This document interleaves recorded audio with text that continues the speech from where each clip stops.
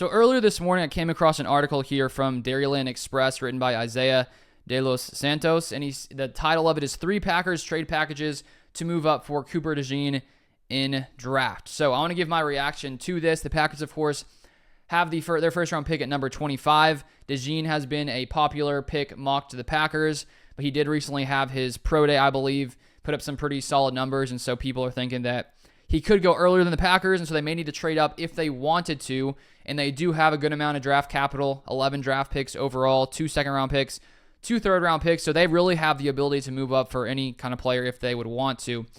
And so here we go. This is the information from the Pro Day posted yesterday from Dane Brugler. From NFL team at Cooper DeJean's Pro Day, 4.43/4.45 40-yard dash, 38.5-inch vertical, 10 feet 4-inch broad, outstanding workout. And so then if we look at their first idea here, it says a deal with New Orleans. No one is expecting DeJean to suddenly vault to the top 10, but it's very possible his incredible pro day sends him soaring into the first half of day 1.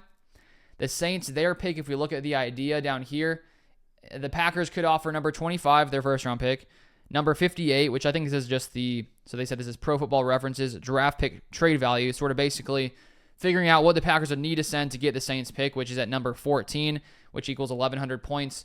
So the number 25, number 58, their second round pick, and then 126, I think that's a 4th round pick if I'm not mistaken, for number 14. So a 2nd and a 4th along with their first to move up to 14.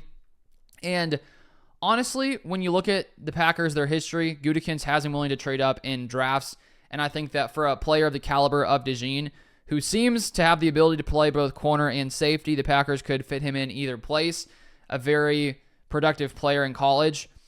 I wouldn't be upset if the Packers, use one of those second-round picks to move up to, earlier to draft a guy like him. We saw in the Christian Watson trade when they drafted him, they traded away one of their other second-round picks to move up to get him. So I think with that second-round draft pick they have from trading away Aaron Rodgers, they could use that draft pick to move up in this draft, and I wouldn't be surprised. So that's the first one. A trade with Seattle.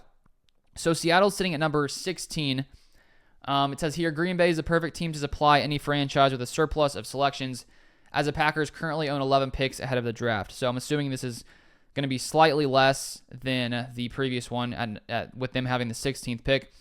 They say here, so the Packers come calling here with DeJean still available to offer number 25, number 58, number 169, for number 16 and number 118. So is that a 4th round pick, I think? So basically, their first, a second, and that might be maybe a 5th potentially there to move up to 16. Again, it's a similar idea.